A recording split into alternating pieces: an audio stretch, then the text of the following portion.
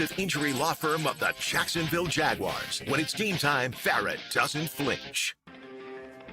He's Hacker. Talk about a fried egg. I lasted about 5 minutes out there. I said, to heck with this. I'll do this in the morning. And I don't have any inside information. The lady that did it, she got in there. She made it happen. And he doesn't shy away from opinion. And I do enjoy drinking cold beer at ballparks. So if that makes me a baseball fan, then I'm a diehard baseball fan. It's Hacker After Dark on 1010XL. And a very good Wednesday evening to you, Jacksonville. It is Hacker After Dark. Wednesday evening or Tuesday evening? I did it. Tuesday evening. Good grief. I wish it was a Wednesday evening. Tuesday evening here with us on Hacker After Dark. Probably because Miami and Charlotte were originally going to play on Wednesday, but because the Philadelphia Flyers are at home tonight, that moved the Magic Sixers game to Wednesday. So it is a Tuesday evening here on Hacker After Dark. We're glad you're with us. 1010XL and 92.5 FM with Aaron Williams, the Hacker Ryan Green with you. Speaking of Miami and Charlotte, the first NBA play-in game. Now, this is win or go home. You have to win tonight to keep your season alive. I know there's some Miami Heat fans in the audience. They trail Charlotte by 4 in the first quarter. The winner of this game will take on the loser of Orlando-Philadelphia on Friday night in another win or go home scenario. So we'll keep you updated. But somebody's season is coming to an end tonight, either Miami or Charlotte. And the Hornets right now have a 4-point lead there in the first quarter. There is a ton to get into this evening. We will do a little NBA playoff talk, a little NBA play-in talk. We are 9 days away. That's 9 days away from the NFL draft up in Pittsburgh next Thursday, Friday, and Saturday. The Jaguars, 11 picks total, including 4 inside the top 100. And we will do a lot of Jaguar talk tonight here on Hacker After Dark. In fact, coming up in about 15 minutes or so, my buddy Mike DeRocco of ESPN.com. We're going to get D-Rock on here to talk about the Jaguar offseason, to look ahead to the draft a little bit as well. So my conversation with Mike DeRocco comes up in about 15 minutes. Also, Josh Edwards, CBSSports.com, one of their main NFL draft guys. We will talk Jags. But with Josh, I want to do more draft class as a whole. Linebackers, interior defensive line, overall defensive class.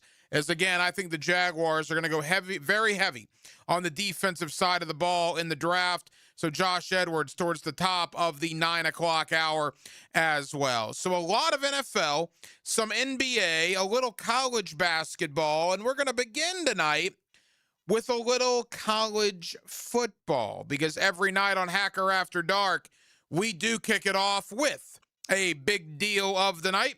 And Aaron Williams, let's do that right now. Time now for the big deal of the night. What's the big deal? What is the big deal? No, because it is a big deal. On Hacker After Dark. Florida just wrapped up spring practice with first-year head coach John Sumrall. The reason John Sumrall is now the head coach at the University of Florida is because things did not work out with Billy Napier. Billy Napier did, 4 years at Florida? They were unsuccessful. They left a lot to be desired, and he was ultimately shown the door. I guess prior to 4 years, the 3.5-year mark, right, for Napier. But he wasn't out of the game long, as Billy took a job with James Madison and is already a coach. And keep in mind, a James Madison team that last year made the college football playoff. Should they have made the playoff? It's debatable, but they did. They were one of the 12 teams in the college football playoff. And the James Madison coach and staff bolted to the Power 5, or Power 4, I guess. And Billy Napier, who was just out there whipping in the wind after getting fired at Florida, landed at James Madison. And why do I bring up Billy Napier on a Tuesday night in the month of April? Well, funny you ask. You know, every day on XL Primetime, Matt Hayes sits in this studio. I don't know if people fully appreciate how good and respected Matt is in the college football world.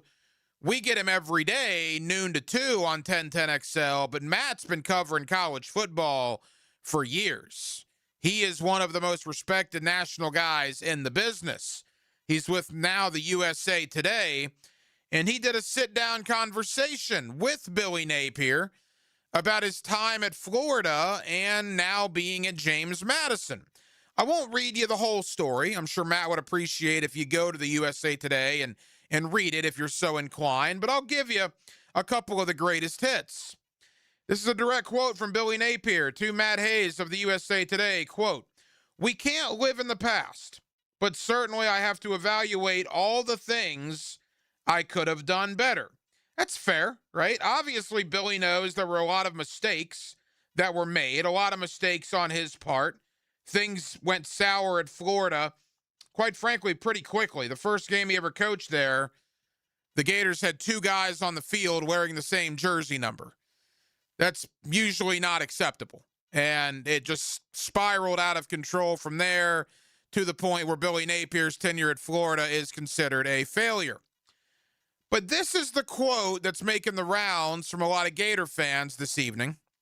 Again, this was to Matt Hayes of the USA Today.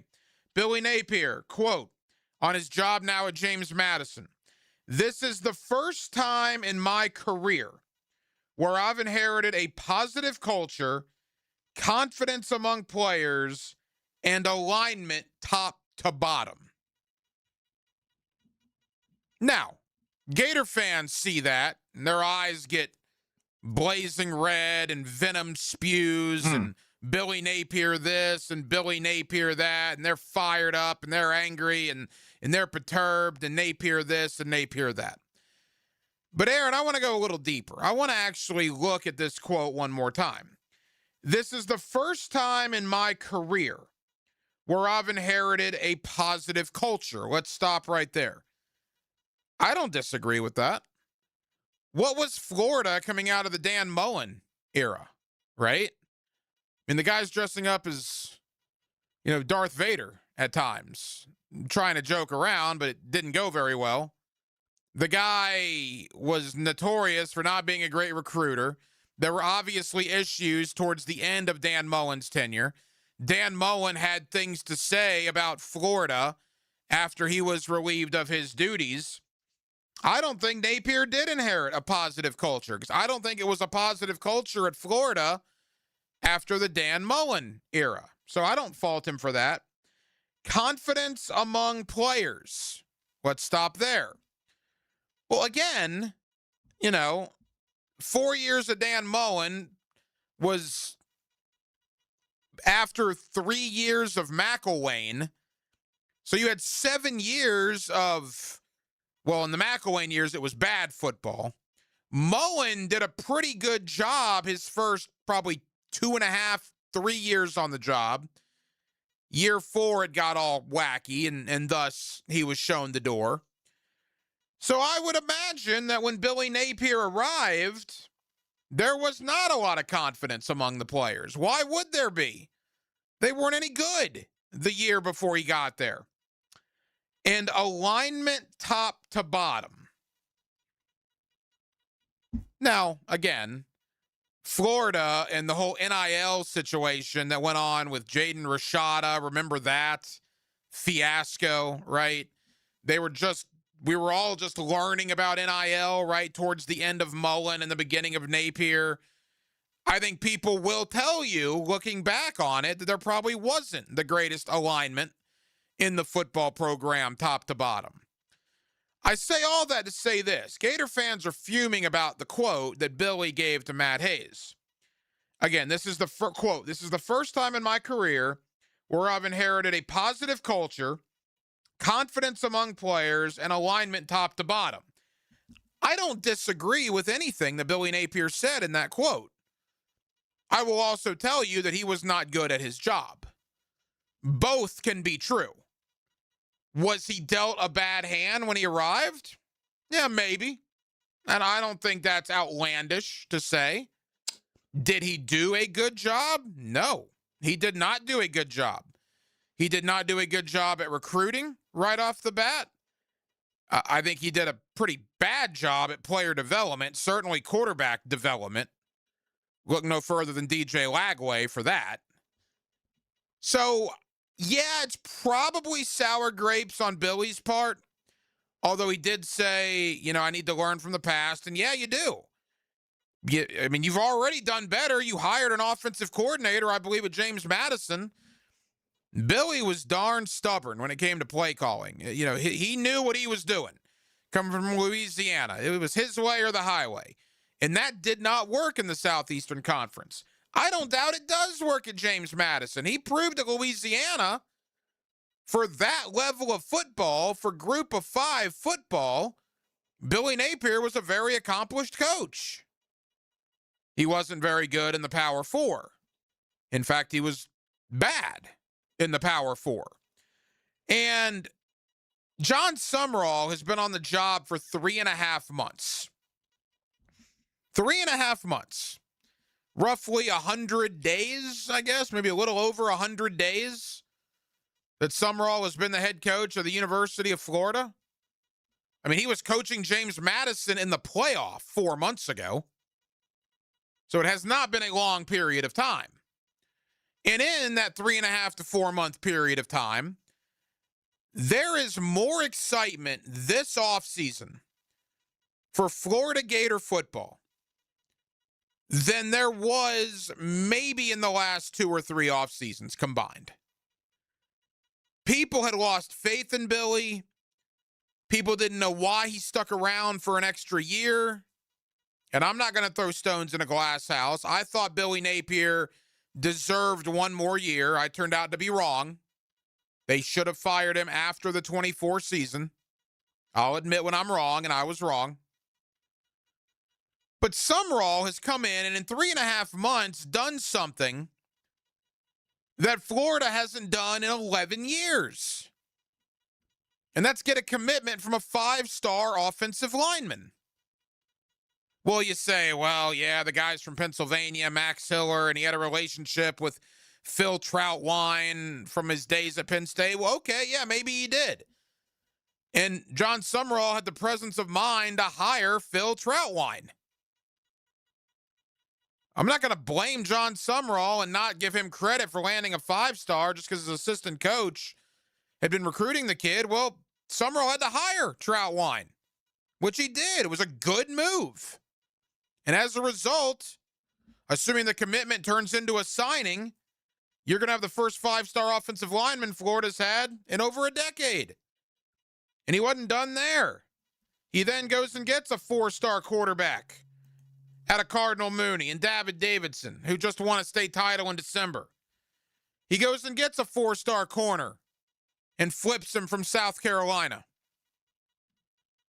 And that's in 3 months. Imagine if they're any good come September. As I said last night, Gator Nation can turn on you very quickly. Very, very quickly. It can go from highest of highs to lowest of lows in the blink of an eye. So if they come out in September and October and they look poorly coached and they look bad, well, then people will start saying again, oh my gosh, is this Billy Napier 2.0? Billy earned that because he did not perform well in games, nor did he perform particularly well on the recruiting trail or in the portal. Whereas John Sumrall has done really well year 1 in the portal, looks like he's off to an unbelievable start in year 1 in recruiting. We just have to wait and see what happens with the wins and the losses. Billy Napier did not perform well at the University of Florida. It was a failure, the Billy Napier tenure in Gainesville. Was it all his fault? No.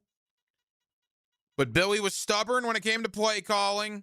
Florida kept making inexcusable mistakes, penalties, that at some point, Napier did deserve a lot of the blame. So when he says this to Matt Hayes today in the USA Today, again, about taking over at James Madison, and when he says, and quote, Let me get it here so I get it right. This is the first time in my career where I've inherited a positive culture, confidence among players, and alignment top to bottom. Talking about what he's experiencing at James Madison right now. He might be right. He might be right. That all might be true. But he wasn't very good at his job. Both can be true. Maybe you're dealt a bad hand. Fair enough. But you didn't overcome that bad hand. You succumb to the bad hand and led Florida football just down a bad stream for a couple of years. And now John Summerall, you want to talk about being dealt a bad hand, John Summerall has to clean up Billy Napier's mess. Billy Napier could not clean up Dan Mullen's mess. Can John Summerall clean up Billy Napier's? We'll see, but he's off to an absolutely terrific start when it comes to the portal, when it comes to recruiting, and when it comes to generating excitement among Gator Nation when, quite frankly, there was not a lot of excitement 4 months ago when the season ended, 5 months ago. There is considerably more excitement now than there was then. More on the Florida Gators coming up later on tonight here on Hacker After Dark. I want to shift gears to the Jacksonville Jaguars. 9 days, just like Ferris Bueller, 9 until the NFL draft, Thursday night, next week, April 23rd. Now, the Jaguars, more than likely, won't get involved until Friday, April the 24th, and Friday will be a big night for them, as they currently hold 4 selections on day 2, pick 56, pick 81, pick 88, and pick 100. What are the Jaguars going to do? What positions should they target? I've told you guys, if it's me, and obviously Gladstone and Cohen and Baselli listen to Hacker After Dark, right? They're big fans. And I say hello every night to James, Liam, and Tony. I appreciate their support. If it's me, in no particular order, the first 4 picks: linebacker, interior D-line, edge, tight end. That's what I would do. What would they do? Well, we're going to find that out in 10 days. I'm going to ask Mike DiRocco of ESPN.com what he would do. In fact, I haven't talked to Mike since free agency. I haven't talked to him since the departure of ETN and Devin Lloyd, since the arrival of Chris Rodriguez, the re-signing of Trayvon Walker. I got a lot of ground to cover with Mike DiRocco of ESPN.com, and I'm looking forward to it because D-Rock joins us next on a Tuesday night. That's a Tuesday night here in Northeast Florida. We're glad you're with us. Hacker After Dark till 10 o'clock right here on 1010XL and on 92.5 FM. There's a reason why so many people share their mornings with Dan Hicken and Jeff Prosser. I'll tell you why. No, let me tell him. No, you can't tell You him. always tell it. All right, tell him. You just tell him. It's obvious. These guys are professionals. Don't touch that! The Drill, mornings on 1010XL. Baloo here for Smunez Vision. Why Smunez Vision? Well, I've been with Dr. Neil Smunez now since I got back to Jacksonville in 2006. 37 years of experience he has. Smunez Vision is a family organization that focuses on personal high-quality medical and surgical eye care. Dr. Catherine Smunez is fellowship trained in cornea and cataract surgery and all refractive surgery. Combined, that's 30 years plus in laser eye surgery. Visit SmunezVision.com today. Here you can see. Bueller. Stay cooler with Bueller. Hey, buddy. Why so glum?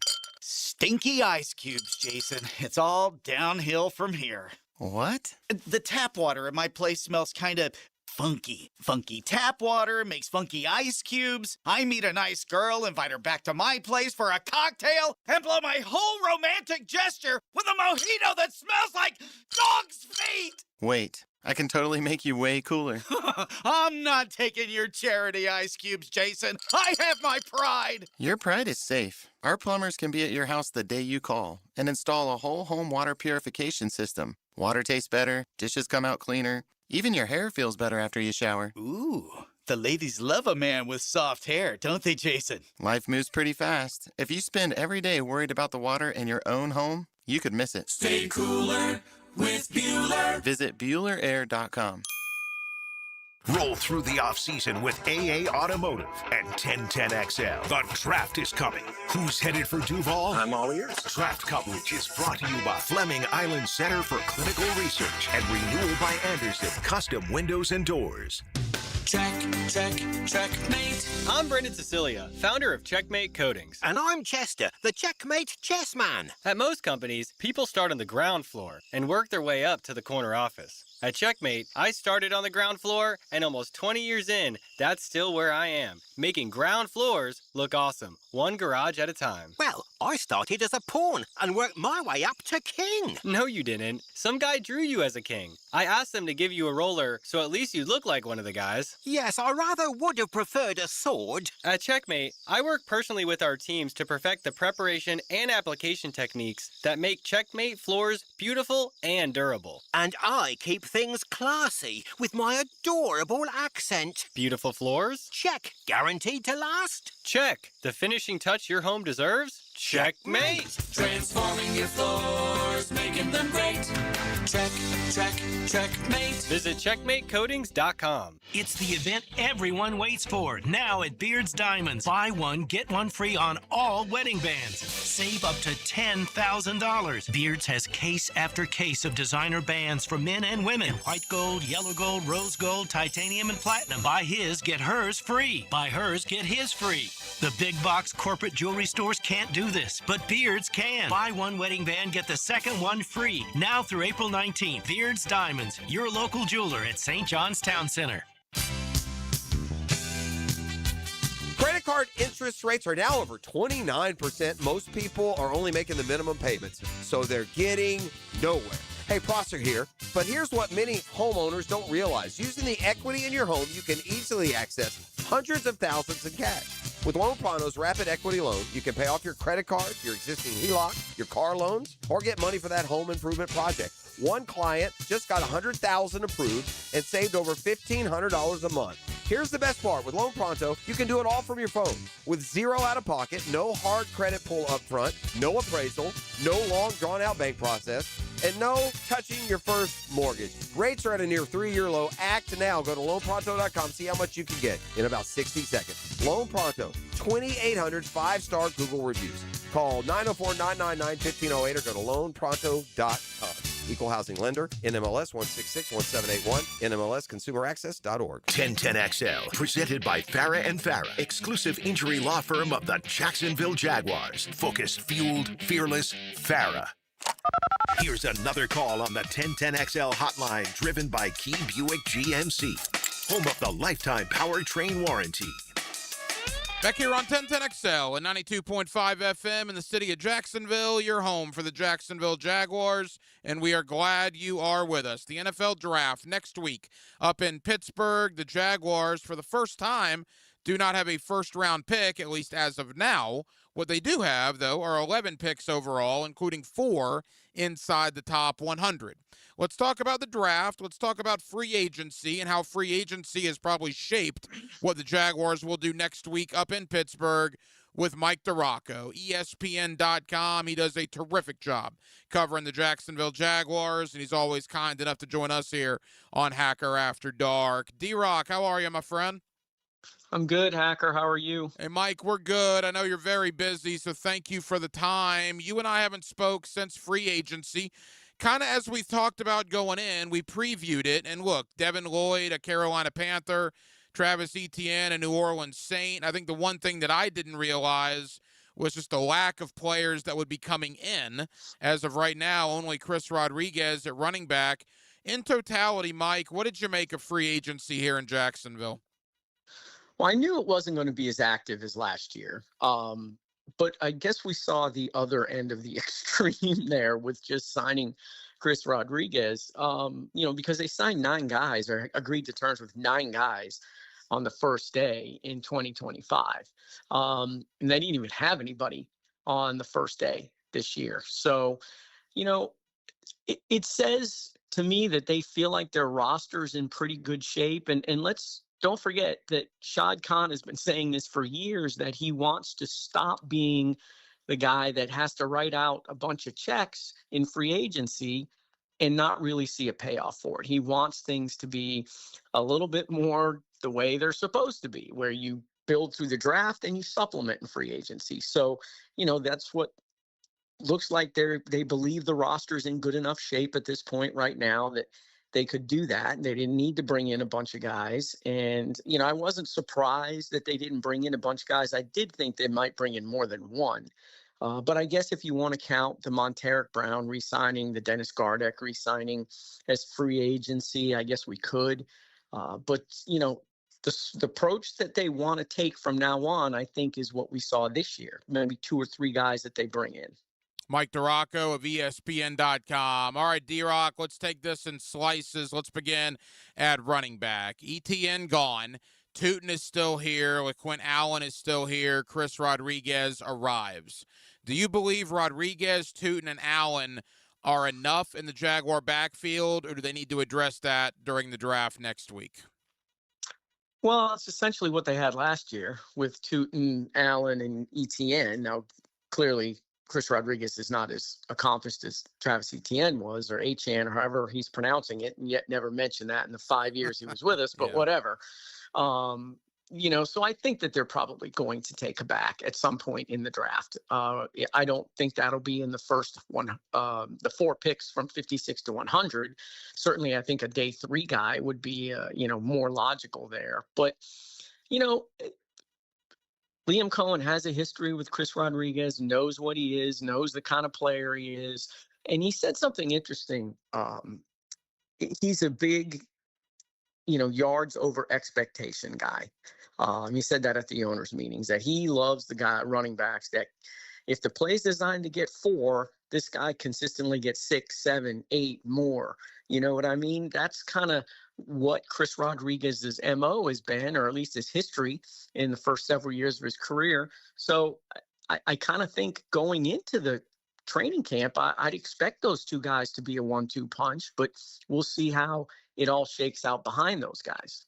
Yeah, I talked to people up in Washington, and they don't understand why Rodriguez didn't get more of an opportunity up there. He was a 4.5 yards per carry guy, 6 touchdowns, 500 yards on the ground, and yet Kingsbury, the OC up there last year, just didn't use him very much. So we'll see what happens with Chris Rodriguez's arrival.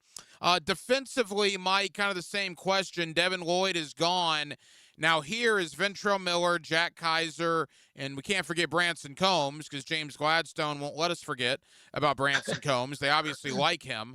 My question to you is Devin Lloyd's replacement already here, or is that going to be a day 2 selection next week? I think they're going to take a linebacker day 2. But you're right about Branson Combs. Look, they mention him a lot. So when when you've got a guy that's sort of down on the depth chart, but they talk about a lot, that gives you an idea about how much they really like him. So I would not be surprised to see Branson Combs play a lot on defense this year. But I do think, off-ball linebacker is going to be a priority for them, provided that it all matches up with, the way their board falls. And that could be, like I said, that could be a day 2 draft guy that they grab. But most of their needs, or their main needs, if we were ranking their main needs, are on defense. So that may not be able to play out that way. Yeah, linebacker is certainly a need. Let's go to the interior defensive line next. They re-signed Matt Dickerson. We don't know what to make of Mason Smith, at least I don't. Armstead probably his last year here. Hamilton scheduled to be a free agent as well after 26. I mean, clearly interior D-line, if it's not the top need, Mike, it's right there at number 2. Yeah, I went into the offseason thinking it's the top need, but I've put it at number 2, 1A, 1B, depending on how you want to, look at it. But yeah, there's no guarantee that Eric Armstead's here this year either. A post-June 1 release does save them $14 million, but he's one of the few experienced guys they've gotten. And I think if you had seen something else from Mason Smith at any point last year, then maybe you would feel a little bit more confident in doing that. Releasing Eric Armstead. But yeah, they've got to make some decisions there about where they want to prioritize that. And it's supposed to be, I'm not an evaluator, but everything I read, it's supposed to not be a great defensive tackle draft, and there's not a lot of those three technique guys out there. So, maybe we will see Eric Armstead spend a year here, or at least go to camp here. But it is a major need. I with Hamilton, he played so well last year. I wouldn't be surprised if they're interested in maybe signing him to an extension if everything works out there. But that's got to be, if it's not 1A, it's the number 2 need that they have behind pass rusher for me. Couple more from Mike DeRocco, ESPN.com. D-Rock, let's go to the secondary. Travis Hunter, boy, the talk on social media is just so nauseating to me nationally about Travis Hunter. Fantasy football players are all up in arms, right? Even NFL Network is saying stuff that legitimately isn't true. They're not listening to what the general manager is saying or the head coach is saying. It kind of baffles me a little bit. But nevertheless, Travis Hunter will play a lot of defensive back this year. Jordan Lewis as well. But, Mike, both of those guys were on a surgery table to end last season. You hope both of them come back healthy, but there's no guarantee of that. And then you also got Jarian Jones, as you mentioned, Monteric Brown. Where would you put corner on needs for the Jaguars? Man, I don't have it in the top 4, I think, but I do think they will take a corner. I think you'll take a corner in every draft that you have. It's sort of like, how Trent Baalke, I'll mention the name just to scare everybody, used to always take a running back. I think you'll always take a corner in the draft just because you can never have too many of those guys. And look, if you're going to play Travis Hunter on offense, which they are going to do at times, are they going to give him a break at times on defense? And if that's the case, then you're really going to need another guy. I think we saw that Jarian Jones is a lot better inside as a nickel than he is as an outside corner. So I do see that as a position that they will address. Hunter is supposed to be limited throughout the entire offseason as a precaution. That's what James Gladstone said. But they expect him to be 100% fully cleared by camp. Don't have a complete update yet on Jordan Lewis. But if those guys are healthy, that's a pretty good top 4. No, it's a really good top 4 if they're healthy. Again, you hope that Lewis comes back and Hunter comes back, and they should. But you might want to have some insurance just in case, like you said, with a draft pick, maybe the mid to late rounds. All right, we've spent the last 8 minutes or so on defense. We'll continue that. But quickly on offense, I guess tight end and maybe a 4th or 5th wide receiver is the biggest need, at least when you look at the roster. What's your thought? Yeah, I think tight end will be a priority for them. They want somebody else that can be a pass-catching threat a little bit. But, you look at the kind of tight ends Liam Cohen wants. He wants guys that can block too. So, that's going to be a priority for them. Quentin Morris, they re-signed, gave them a pretty good stretch last year when they had some injuries there. So maybe he's a guy that can develop into that player as well. But I do think they're going to address that there. And we saw that they went after Jake Bobo, and, he's essentially a younger Tim Patrick, big physical guy, good hands, but can block. And not only doesn't mind blocking, likes blocking. So that's an area that they will target as well. You mentioned Tim Patrick. Of the Tim Patricks, Emmanuel Ogba, DeJuan Smoot, Austin Johnsons, the guys that were here last year, are not currently here, but have not signed elsewhere. Do you foresee any of those guys being brought back? Maybe a Tim Patrick, if he's not, if we get to camp and they see that he's not got any offers and he's still sitting out there, he might be a decent guy to bring back. But I don't think any of those defensive linemen are guys that they want to bring back. No, maybe Austin Johnson, but I doubt it. You look at the rest of the draft as a whole, 11 draft picks, Mike. It's the second most of any team in the National Football League. Now, we've been very familiar very quickly with how much James Gladstone likes to move around the board on draft day. We saw it a bunch last year. Do you foresee them making 11 draft picks, or will this be a situation where they're going to be moving up, they're going to be moving down, they're going to be moving every which way next week? Yeah, it's not supposed to be a phenomenal draft. To me, that says that maybe the list of players that they have that they're really, really interested in is probably shorter than in previous years. So they may have to go get some guys. And obviously having the 11 picks will certainly help you, in that third, fourth round, fifth round, if you feel like there's the guy that you really like and nobody else on your board that you're that thrilled about. So, yeah, I can see them pulling a deal or two, but I would be very, very surprised, stunned if they moved back into the first round, though. Let me ask you about Caleb Banks. 2 months ago, man, there was no way he was going to get to 56. I still don't think he's going to fall that far, but it's a possibility with the foot issues. He's had 3 issues on that foot in the last 2.5 years, and for a 6'5", 327-pound defensive tackle, that could tend to scare some teams off. If, for whatever reason, Banks starts falling, and the Jaguars have an opportunity to either draft him at 56 or make a trade up to get him, say, at 45 or 50, is it worth the risk with the foot issues with Banks? To me, no.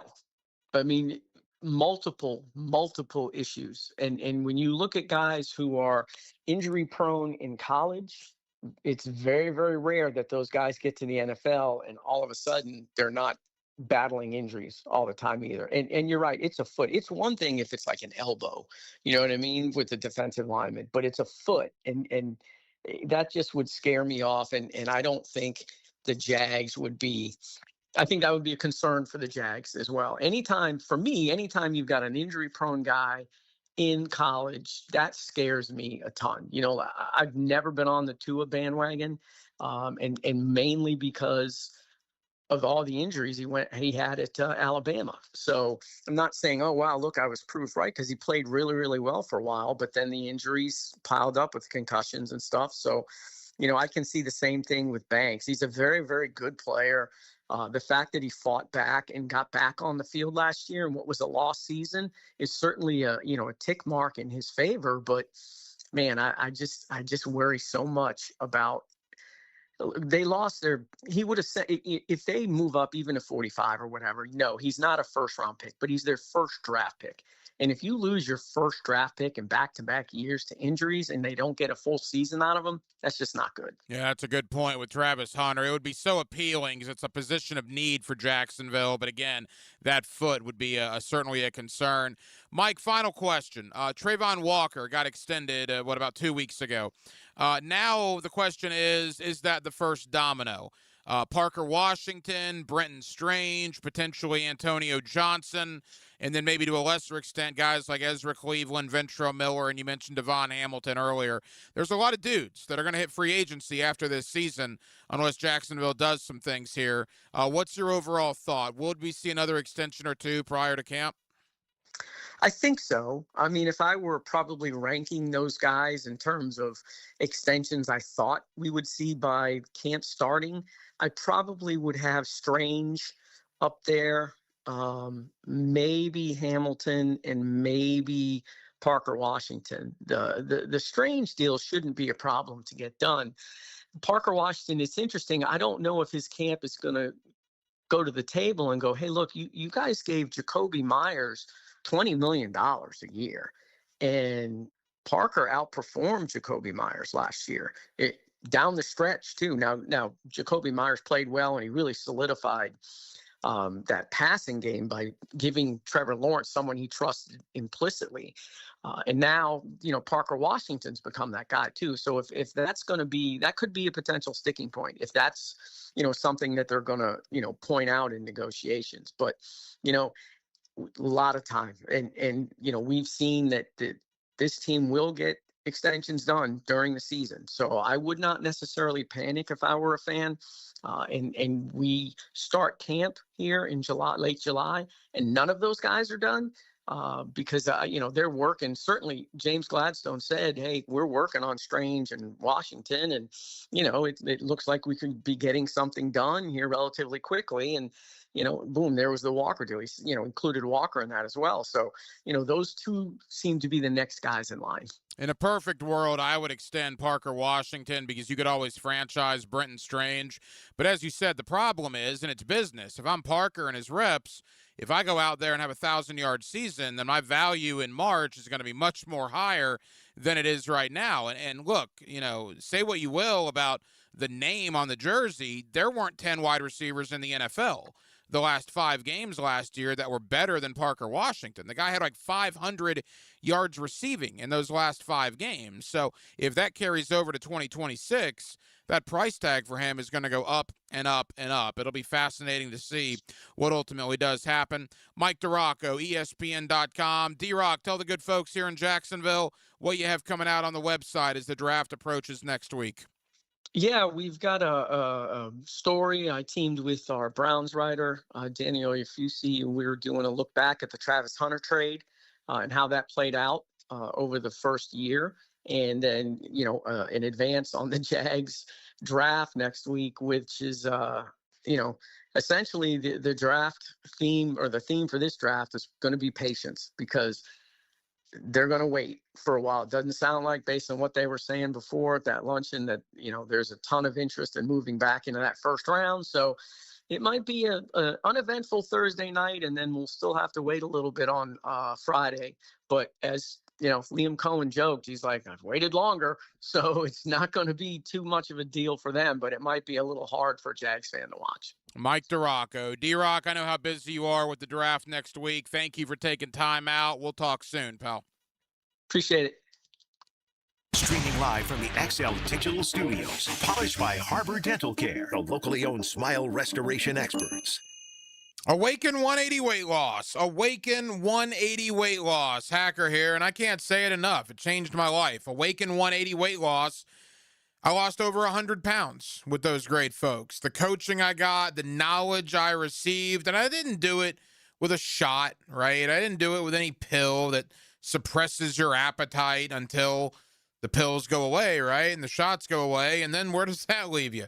Back at square one. No, with Awaken 180, you get coaching, you get knowledge, you talk to your coach on a weekly basis, you make a plan for the week, you get told, all right, avoid this, eat that. And if you follow the instructions, you're going to drop the weight. I'm living proof. Guys, if I can do it, you can absolutely do it. Go to awaken180weightloss.com. That's awaken180weightloss.com, or call 844-346-1800 and do what I did and get hooked up with the terrific folks of Awaken 180 Weight Loss. Blue here for the Blue Crab House, located right off of San Jose. It's on Jewington Creek Road. They've been around since 1996. Indoor-outdoor dining. Also, takeout is available at the Blue Crab House. Open 4:30 to 9, Tuesday through Saturday. Sunday, noon until 9. Remember, Tuesday, $2 margaritas. Wednesday, $1 oyster night. How about the blue crabs? How about my personal favorite, the Canadian snow crabs? Whatever it is that you fancy, you get it right there. The Blue Crab House. Jumbo Shrimp Baseball is home this week and weekend at ViStar Ballpark. Tomorrow, it's Wear It Home Wednesday. T-shirt giveaway presented by Ambetter Health and Prime Shrimp. The weekend starts on Coors Light Thirsty Thursday, plus fireworks Friday and Saturday. Baseball all week and weekend. Tickets start at just $5. JackShrimp.com for tickets. Jumbo Shrimp Baseball, affordable family fun.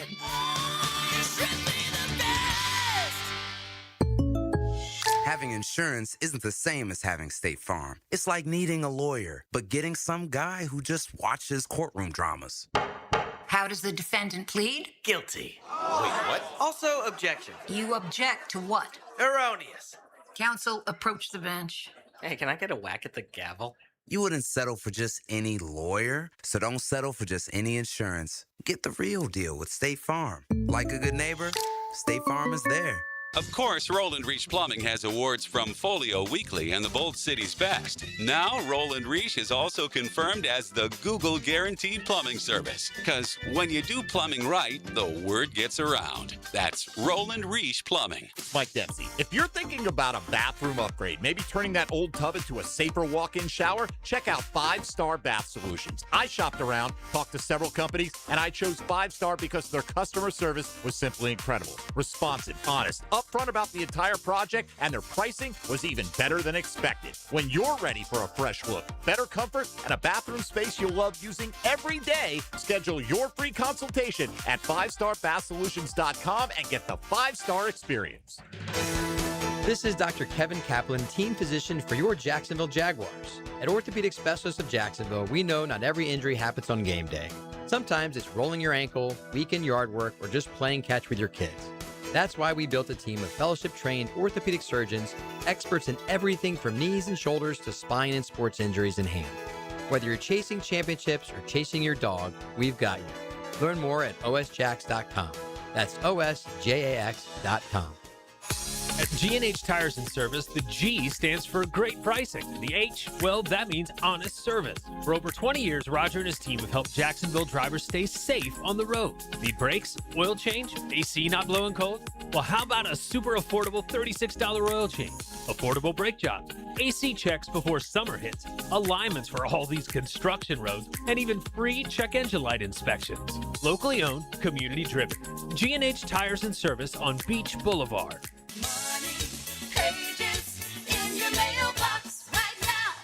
Did you know there's local savings sitting in your mailbox right now? Money Pages is packed with real coupons from your favorite local businesses. Save money at restaurants like Al's Pizza, on pet care at Forever Vets, and on entertainment for the whole family at the Alhambra Theater. Plus, make sure to download the Money Pages app for savings on the go. Money Pages in your mailbox right now. For the greenest, luscious lawn on the block, choose the local legends, Roundtree Sod. Don't just settle for ordinary. Let Roundtree Sod deliver you a picture-perfect lawn. To get a free estimate, call 7414-SOD. 7414-SOD. 1010XL, presented by Farah and Farah, exclusive injury law firm of the Jacksonville Jaguars. Still present, ready. Farah doesn't flinch.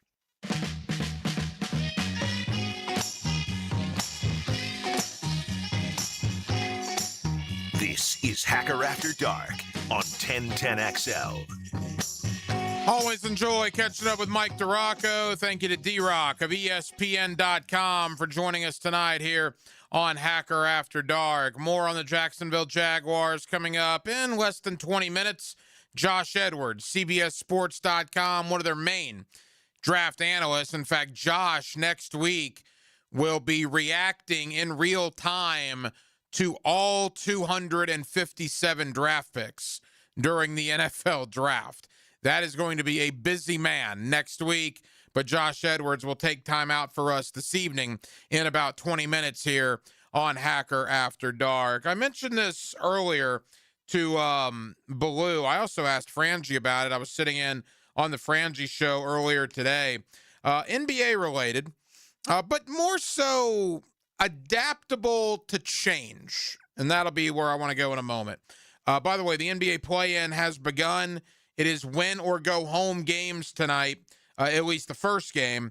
Heat Hornets, it is win or go home. Somebody's season's coming to an end. At halftime, Miami 54-52.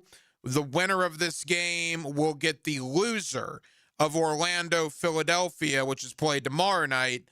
They will get that game on Friday for a chance to get into the playoffs. So whoever wins tonight will have to win again on Friday to get into round number one. You know, I remember when Adam Silver, the commissioner of the NBA, a couple of years ago came out and said, you know, we're going to do this play-in tournament where the 4 teams are going to decide the last 2 spots in each conference. And I'm sitting there at the time thinking, what are we doing? It's an 82-game season. Just have it the way it's always been. 8 from the East, 8 from the West. Don't mess with it, and let's go. I was wrong about that. I've come to enjoy the play-in, the win or go home, the one game or you're eliminated aspect of it. It allows more teams to get in. It allows more teams to have something to play for towards the end of the year. It allows more fan bases to experience postseason basketball that normally wouldn't. It's a cash grab, sure. That's obviously what it is. but I like it. And I've found that, my sports fandom, and I'm curious, I'm 42. Man, when I was 25, 30 years old, in my younger days, my more youthful days, I did not want you to mess with my sports. I liked what I liked, and I just did not want to change it at all. I remember when they introduced the idea of Thursday night football. I said, are you kidding me? A Thursday night game every Thursday? How dumb is that? Now, I look forward to it every week. As I've gotten older, with more life experience, I guess, I'm more adaptable to change. It's funny. I have the luxury sometimes of going back and listening to myself through the years, either on video or on tape, and we record every show. And I sometimes will go back, 7, 8, 9 years listening to what 34-year-old Hacker said compared to what now 42-year-old Hacker says. And it's pretty interesting because I've changed a lot. And I hope you can maybe tell that if you've listened to me for a while. But that is certainly something that I have come full circle on. Change. I hated it. Leave my sports alone. Everything in life changes. At least the one thing that can stay status quo is what I like in the world of sports. But I've come to find that most of the things that have changed, I have enjoyed. Now, there are a couple that I think have changed too much. The transfer portal in college athletics, transfer one time. This transferring 2, 3, or even 4 times, to me, is nonsense. I don't like that. But transfer one time, I have no issue there. Thursday night NFL, love that. Didn't originally, love it now. The play-in in the NBA, love that. Didn't originally, do now. I'll tell you one more in the NBA, that little tournament they do where go to Vegas and you got the weird floors and I don't even know what it's called. It's called something that they do in November and December. When they came out with that idea just a few short years ago, I said, what is this? I got into it this year with Orlando making it to Las Vegas. I was pumped in a win or go home scenario. Aaron, you like change in sports? You like to stick with what works? Because in other aspects of life, like I go to a lot of the same restaurants. I order basically the same thing from said restaurants. I watch a lot of the same TV shows. I don't really expand my horizons that much. But when it comes to sports, I have learned to adapt to change and most of the time accept it and enjoy it. Yeah, I think I guess it depends on what the actual thing is being changed, but for the most part I find myself pretty adaptable. Like if it's something like change in like something with your team specifically or team, league, whatever. Yeah. I mean, I find myself pretty adaptable. I mean, there's, there may be some things that I don't like and that I do like, but yeah, I think for the most part, when we're talking about sports specifically, yeah, I can be pretty adaptable when it comes to certain change. And the change is everywhere. I mean, you look at NASCAR. It's like I don't even understand half the stuff they do in NASCAR. I understand something needed to be done because you watch 43 cars go around a track 200 times. That could get pretty tiresome after a while. So now they have the stages and they got all this other stuff that they do. Do I understand some of it? No. But do I think it's necessary and do I like it? Yeah. I don't mind that. Can I tell you what about NASCAR fascinates me? What's that? The pit crew.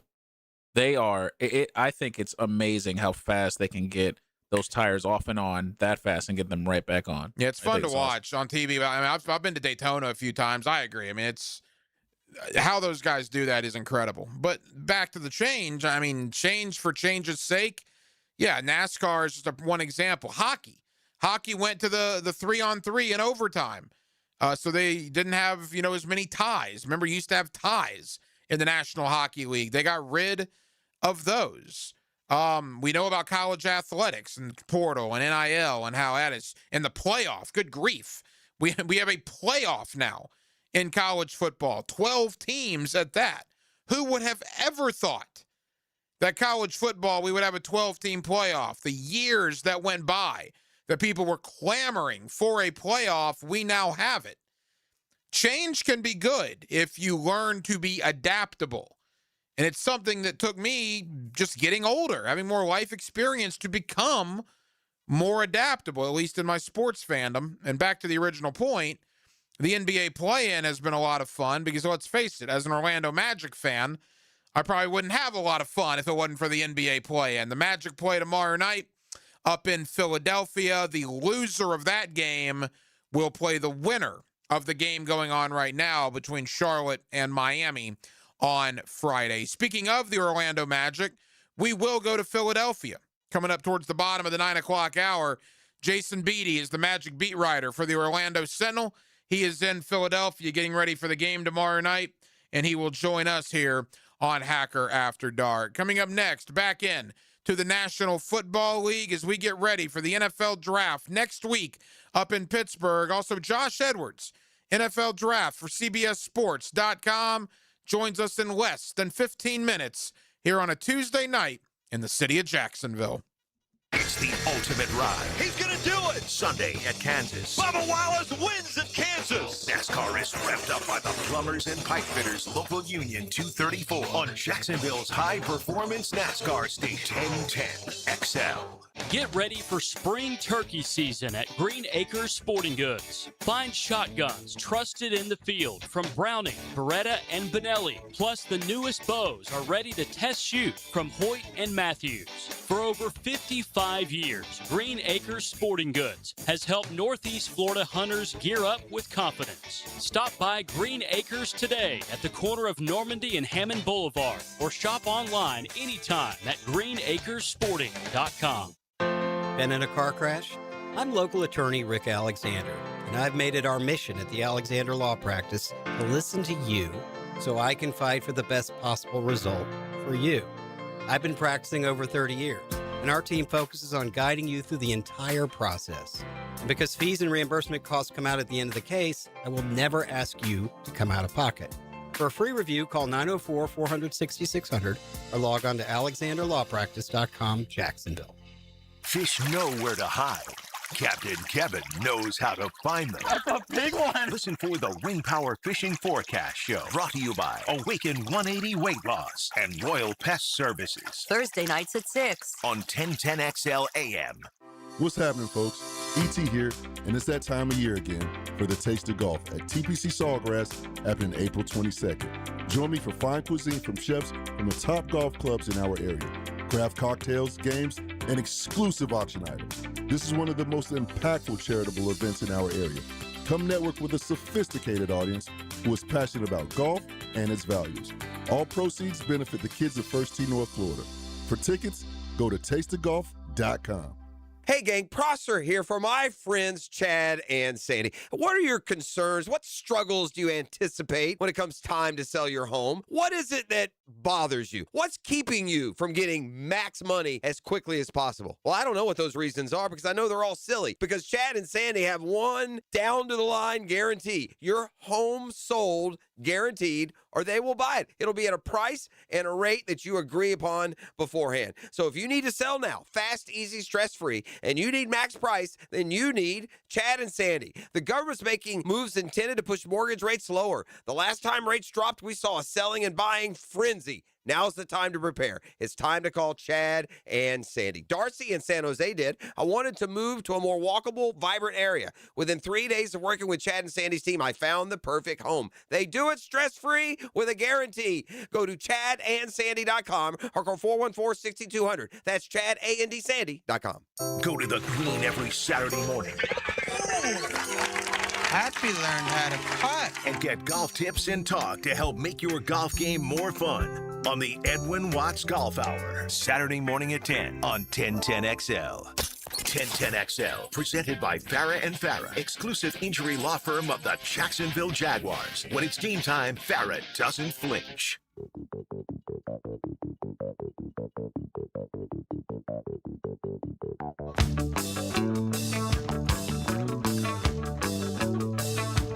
Hacker After Dark on 1010XL.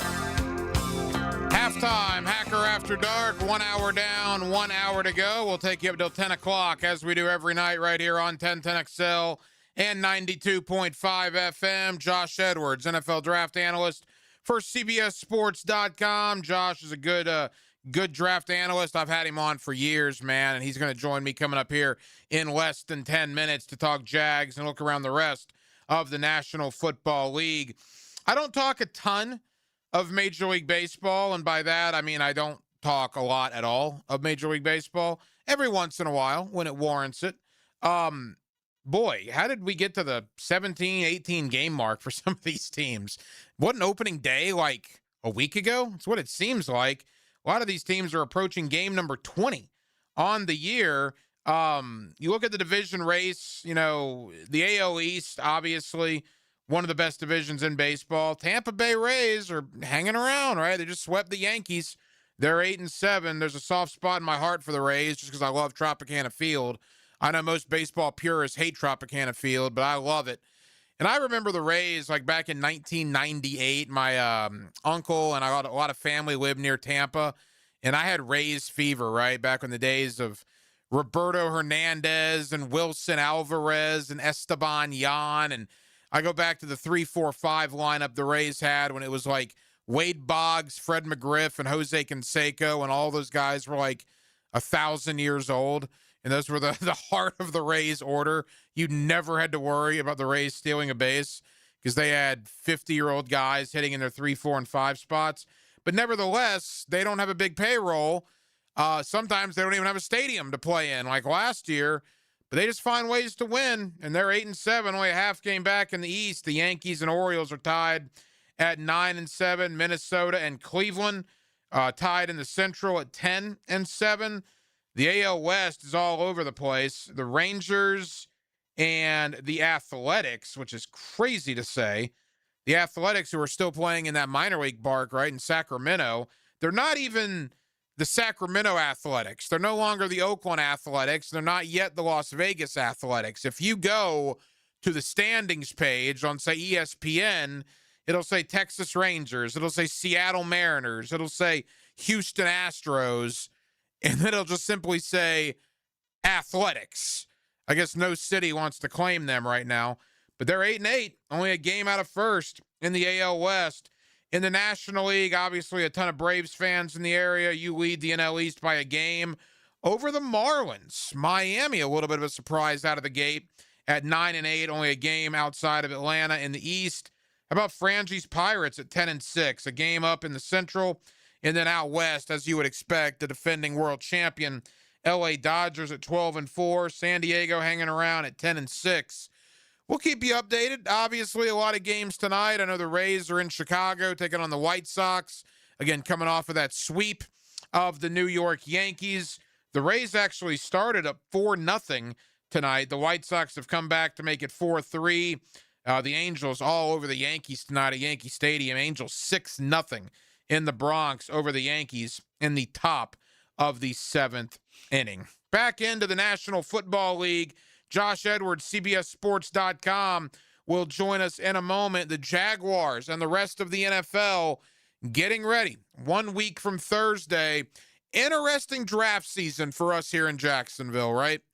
You really didn't want to dissect the first round because the Jaguars don't have a first-round pick for the first time in franchise history. So let's talk about some of the guys that we haven't really discussed, but certainly let's spend some time on the Jaguars, on the defensive class as a whole, and on running back, linebacker, interior defensive line, corner, tight end, positions of need for the Jacksonville Jaguars.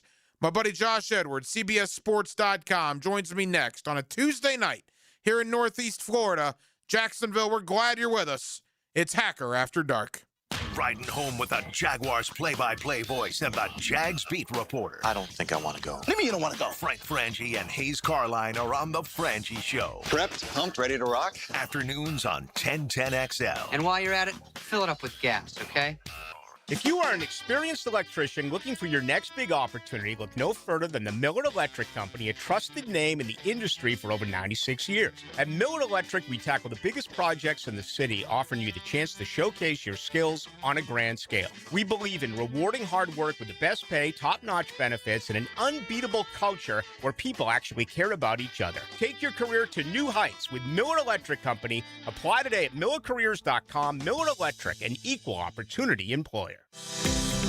This is Jeff Middlecoff with Cogent Bank. My associate Ryan Salem and I joined Cogent Bank because we wanted to revolutionize the mortgage business, just like Cogent Bank has revolutionized the banking business. So Ryan Salem and I are able to leverage the power and stability of Cogent Bank to go out and find our clients the best investors, the best products, and the best rates in the entire country for your particular mortgage loan. Of course, you don't have to be a customer at Cogent Bank to take advantage of our mortgage services to buy or refinance your home. We offer jumbo loans, VA, FHA, conventional, and investment loans. At Cogent Bank, we offer mortgages nationwide, so we can help you with a second home or help a family member who lives or is moving to another state. Call Ryan Salem or myself, Jeff Middlecoff, at Cogent Bank today, 904-442-9191, to see how we can help you with any of your mortgage loan needs, whatever or wherever they may be. Member FDIC, Equal Housing Lender, Cogent Bank, NMLS ID 402296, Ryan Salem, NMLS ID 1182429, Jeff Middlecoff, NMLS ID 249086.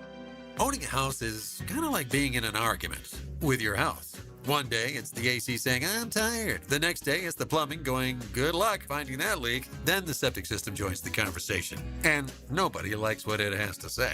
That's when you call Duck Duck Rooter Plumbing, Septic, and Air Conditioning. One team that handles all three, plumbing, septic, and air conditioning. So the next time your house tries to win the argument, call Duck Duck Rooter. 904-862-6769 or duckduckrooter.com. The flagship station of the Jaguars. WJXL AM Jacksonville Beach. WJXL FM Jacksonville Beach. Looking for an exciting, fun-filled evening the whole group can enjoy? Welcome to indoor football. Welcome to the Jacksonville Sharks. Discover the thrill of the indoor league. Fast-paced, action-packed, and it's family fun. Be there when your Sharks take on the Orlando Pirates Friday, April 17th at the VyStar Veterans Memorial Arena. Kickoff, 7 o'clock. Halftime performance by the world-famous Disconnected Canines. Ask about our family four-packs. 4 tickets and $50 in food vouchers, all for only $100. There's no better value. Get your tickets now at jacksharks.com or call 904-621-0700. It's Country Night presented by Roland Reese Plumbing. Dust off your boots, throw on your camo, get ready for a night full of football fun and great music. Join us on the field after the game for our free autograph session, sponsored by Flight Adventure Park. Tickets start at $15.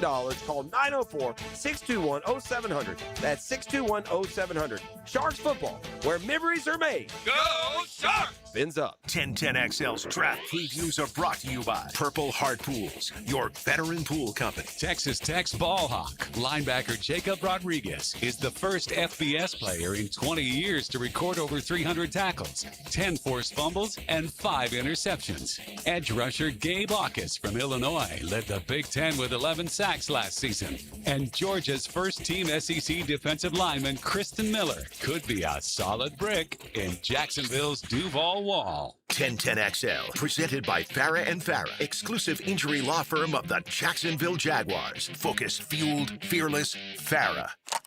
Here's another call on the 1010XL hotline, driven by Key Buick GMC, home of the lifetime powertrain warranty. Back here on 1010XL at 92.5 FM in the city of Jacksonville, your home for the Jacksonville Jaguars, and we are glad you are with us.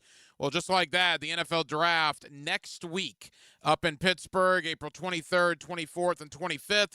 For the first time in franchise history, at least right now, the Jaguars do not have a first-round pick, but what they do have are 11 picks overall, including 4 inside the top 100. Let's talk about the draft. Let's talk about free agency and how that has shaped what the Jaguars will do next week with Josh Edwards of CBSSports.com. He's always kind enough to join us here on 1010XL. Josh, how you doing? Doing pretty well. We're, just getting into the single digit marks for the pre-draft process. So excited to finally put all the rumors to bed and finally have teams making the selections. Josh, for a guy like you, you've been studying this draft class probably for the last 12 months, and you're going to be moving on to 2027 probably next Sunday. So it's what you do, and you've been doing it for years. But when we're this close to the draft, after all the work that you've put in and all the work that your colleagues over there at CBS Sports has put in, what are these last days like leading up to the draft? Yeah, it's almost like a collective final breath, before all the chaos starts, because at this point all the work has been done. You're not really tinkering with your big board or making any late adjustments. You're just kind of talking to people, trying to decipher what is accurate, maybe what is a smokescreen. And then, the week of the draft, I'll do my final mock draft, and you try to put all the puzzle pieces back together, and try to get the best representation of what this first round is going to look like. To that point, if Roger Goodell came out today and said, "All right, we're moving it up 9 days. The draft is tomorrow," are teams ready? Are they still dotting the I's, crossing the T's, or could they draft tomorrow if need be? They could absolutely draft tomorrow if need be. There's probably some trickling in medicals and final meetings and stuff of that nature. But I would say it's almost a luxury at this point. They've done the work. They at least have preliminary medicals that they can make a decision based upon. So all the teams have the information that they need. I would say that being 9 days out from the draft, if the league were to say, yeah, we'll do the draft today, I think that would be more welcome than saying in November that we're moving the draft up 9 days, because we're still going through the same process. We're just moving it up 9 days earlier. So the crazy rumors and everything like that is going to find you one way or another. Josh Edwards of CBSSports.com. Josh, you and I haven't spoke since free agency, and at that point there was some question about the future of Travis Etienne and Devin Lloyd. Well, obviously we know now that both guys are now former Jacksonville Jaguars. Let's begin at running back. The Jaguars lose Etienne. They do acquire Chris Rodriguez to go with Bashal Tutin and LaQuint Allen Jr. In your opinion, Allen, Tutin, Rodriguez, is that enough in the Jaguar backfield, or do they need to invest a draft pick next week on a running back? If it were me, I would probably invest the draft pick. If the board broke in a way that they felt there was a quality player available. But it is interesting the way that they have constructed the backfield, because you have Chris Rodriguez, who is kind of this hammerhead shark. He's going to if you block it for 2 yards, he's going to get 4 yards. If you, block it for 4 yards, he's going to get you 4 yards. Like, he's somebody that's not going to create explosives for you. But in short yardage situations, he can be incredibly valuable. And then Bashal Tutin, I would assume that he's going to be the feature option in the offense, where he's able to create some of those explosives that maybe they're unable to in other ways. And then LaQuint Allen, I thought he was, a really good pass catcher out of Syracuse. So you really have maybe the ideal running back just through the course of 3 different players. So if you put all 3 of those guys together, you kind of have the ideal running back. But they have all the skill sets that you would need covered.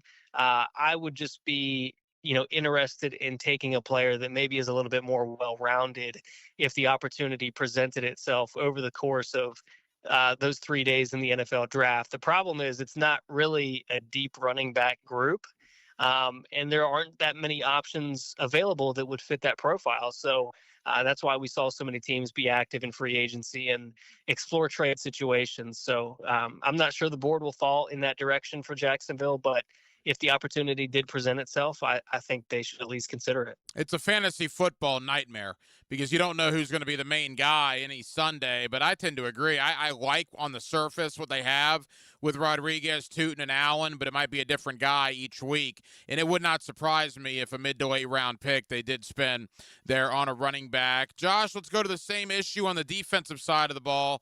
Devin Lloyd is now a Carolina Panther. They have Ventrell Miller. They have Jack Kaiser. They have Branson Combs, who they like, the undrafted kid out of Wake Forest last year. Do you believe Devin Lloyd's replacement is already here, or do they need to draft that person next week? I think they will try to draft that player next week for a couple of reasons. First of all, I think they do need a talent upgrade at the linebacker position. And second of all, I do think that they are going to be able to find that player on day 2 of the NFL draft. It's kind of the sweet spot. I look for the initial run on linebackers to happen maybe late first, but really once you get into the early seconds. And then there's some really quality players that could be available a little bit later than what you may think or what their profile may suggest because there's only so many teams that are in the market for a linebacker. So the value could be there for Jacksonville if they were to wait a little while. And some of those options that I think they would really be considering would be Cincinnati's Jake Golday, Texas's Anthony Hill Jr., Jacob Rodriguez from Texas Tech. There's a number of guys that I think would be of interest to Jacksonville if one of those players fell within range of their selection. And I think it was a savvy move for them to let Devin Lloyd walk in free agency. I know that he had a great year. He's an incredibly gifted player, but the price was just getting a little bit too rich for the sample size of success that we have seen from him so far in his career. And there's an opportunity there for them to find an equal or even better player, I think, on day 2. I want to focus more on the defense in a moment, but if there is a position when you look at the roster for the Jaguars that you say, they're probably going to spend a decently high pick on offense on that, it's tight end. I mean, Brenton Strange is borderline fantastic. They re-signed Quentin Morris. They have Hunter Long. Johnny Munt is gone. Clearly, they could use another tight end, whether it's Stowers from Vandy, whoever it is. Do you see somebody in the round 3 ballpark at tight end that would make sense for Jacksonville? Well, this is an incredibly deep tight end class. I was actually talking about that today on Fantasy Football Today, one of our CBS Sports podcasts. It's a really deep tight end class, and I think, whatever skill set you're looking to fill in this draft class, there's going to be somebody that fits that profile. There's a lot of great blockers. There's a lot of great pass catchers. So if you're a team like Jacksonville or, the Rams who have used a lot of 2 and 3 tight end sets, there's going to be options there for you to, build out some of that depth. So when you're talking about day 2, I think Ohio State's Max Clare is a, well-rounded tight end prospect that could be of interest to them. Oscar Delp from Georgia is kind of ascending as we get later in this process because he does have the athleticism that you look for. He's got the size that you look for at the position. So I could see him being an option. There's Jack Andrews from Texas. There's a number of players that I think may be of interest to Jacksonville once you get into day 2. A couple of more for Josh Edwards of CBSSports.com. Interior defensive line, Josh. I mean, you look at the Jaguars. Odds are this is Eric Armstead's last year in Jacksonville. Devon Hamilton is a free agent after this year. Mason Smith may not even be on the roster come September. He was a healthy scratch towards the end of last season. They have issues on the interior D-line. What's your thought about the interior D-line? And I certainly want to ask you about Caleb Banks in that regard.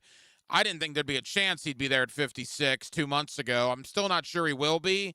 But if he is, do you take that risk because of the foot issues? I think you would take the risk if he were available there. I do think it's unlikely that he makes it that far just because he is incredibly talented, perhaps the most talented interior defender in this class.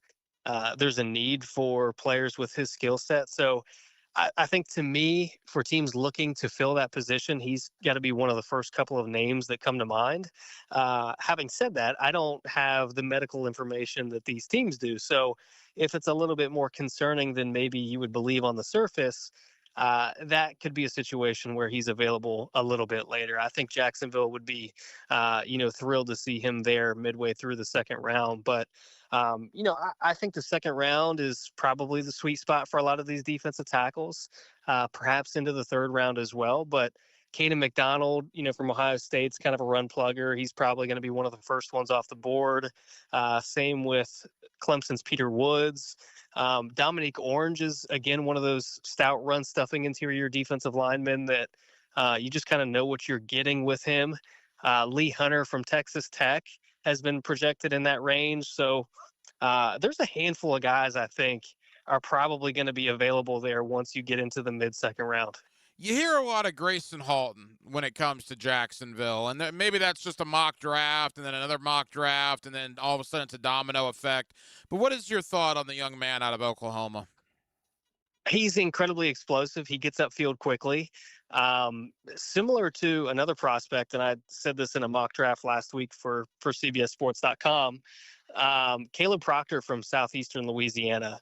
They're both kind of smaller interior defenders, both explosive and can get up the field and move the quarterback off their spot. But they don't necessarily have the requisite play strength and mass that you look for from a run-stopping interior defender. But that's not necessarily a profile that the Rams have shied away from. And, of course, there's a lot of Rams roots within Jacksonville's building. So I think both of those players would be of interest to Jacksonville somewhere on day 2. But they kind of fall in a similar bucket. Both incredibly explosive, probably a little bit undersized. But if you're able to build a rotation around them and, kind of piece it together the way that we've talked about with the running back room and, the tight end room to an extent, if you build that collective, there's certainly a need for a skill set like Halton and Proctor. Final moments, Josh Edwards, CBSSports.com. Josh, just looking at the Jaguar roster and the attrition from last season to this season, they just simply lost more defensive guys, either in free agency or just decided not to bring them back.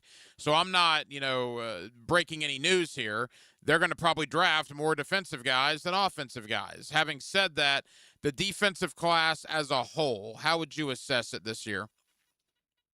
I think it's a really good group. We talk about safety being deep this year, an area where teams can find a quality player, a starter somewhere on day 2, late day 2, maybe early day 3, but I think day 2 is probably going to be the sweet spot there. I think there's going to be some cornerbacks with intriguing traits that are available, into day 3, possibly. Devin Moore from Florida, Julian Neal from Arkansas. I like Hezekiah Massis from California quite a bit. The defensive tackles, we talked a little bit about them already, but this is one of the best edge rusher classes that we've seen in, the past couple of years. And it's not to say that there's a blue chip or two at the top the way we've had with Abdul Carter or, the Bosas, Chase Young, Myles Garrett's, those types in the past. But it's a really deep class. I think you can find a lot of varying skill sets, to again, round out your edge rusher room. If you're looking for a complement to Trayvon Walker and Josh Hines-Allen, I think that player is going to be there on day 2, whether that's our Mason Thomas from Oklahoma, who's a little bit more of a twitchier, bend at the edge type of pass rusher, or somebody that is just going to be able to set the edge, whether that's a Zion Young from Missouri or, Gabe Akis from Illinois. There's just a wide range of skill sets. And, I think it would make a lot of sense for Jacksonville to kind of exploit one of the strengths in this draft class. So I could see them taking multiple defenders. Hey, Josh, final question. In your opinion, is there a guy that might go much higher than people think? And in that same vein, is there a guy that might fall much lower than people think? There's a couple of names for players that are probably going to go earlier than maybe they're currently found in mock draft, consensus rankings. I would say Memphis offensive tackle Travis Burke is somebody that's getting a lot of steam as we get closer to the draft. Just a really big right tackle that, for a team that is looking to fill that, to have an option that can come in and compete, maybe a team like the Chiefs, that could be a possibility for that team. But it's kind of a shallow offensive tackle group on day 2. So, Burke is somebody that could possibly fill that need. And then on defense, I've talked about him once already, but Caleb Proctor from southeastern Louisiana. He's somebody that, has a lot of love in the NFL. And, there was a story out, I believe, just this past week about, how teams are able to track movement skills and then project that to the NFL. And he's somebody that stacks up very well in that regard. So Caleb Proctor would be one that I would watch in that regard. As far as somebody who's available later, I don't know about much later. I would say we're kind of seeing the water level out, so to speak, with Georgia linebacker C.J. Allen. He's somebody that had been popular in the top 20 of mock draft conversations, but I think, it's probably likely that he gets into day 2. And that could be another name for Jaguars fans to monitor once, Friday evening starts. Josh Edwards, CBSSports.com. Josh, I know it's a very busy time for you. Tell the good folks here in Jacksonville what you guys will have next week on CBS Sports as the draft gets underway. Yeah, so we'll have pick-by-pick analysis in a live blog on CBSSports.com, grading every pick, of course. Mike Renner and myself will be doing that over the course of those 3 days. So all 257 picks, will be graded on CBSSports.com. But, yeah, it's never-ending. We'll have a day 2 mock draft as Friday begins. We'll have a 2027 mock draft probably before it's over. So, anything that fans may want to know about this year's draft process and moving forward, we've got you covered over at CBS Sports. Josh Edwards. Josh, thank you so much for the time. Let's get back together after the draft. We'll see how James Gladstone and the Jaguars fared. Appreciate you, my friend. Of course, yeah. Thank you for having me. If you missed it, get it on demand. And you send those out on the line. Find your 1010XL favorites where you find podcasts and at 1010XL.com. Channel 5, Duck Rooter Plumbing, Septic and Air Conditioning. Bueller, stay cooler with Bueller. Hey, buddy, why so glum? Stinky ice cubes, Jason. It's all downhill from here. What? The tap water at my place smells kind of funky. Funky tap water makes funky ice cubes. I meet a nice girl, invite her back to my place for a cocktail, and blow my whole romantic gesture with a mojito that smells like dog's feet. Wait, I can totally make you way cooler. I'm not taking your charity ice cubes, Jason. I have my pride. Your pride is safe. Our plumbers can be at your house the day you call and install a whole home water purification system. Water tastes better, dishes come out cleaner, even your hair feels better after you shower. Ooh, the ladies love a man with soft hair, don't they, Jason? Life moves pretty fast. If you spend every day worried about the water in your own home, you could miss it. Stay cooler with Bueller. Visit BuellerAir.com. Checkmate.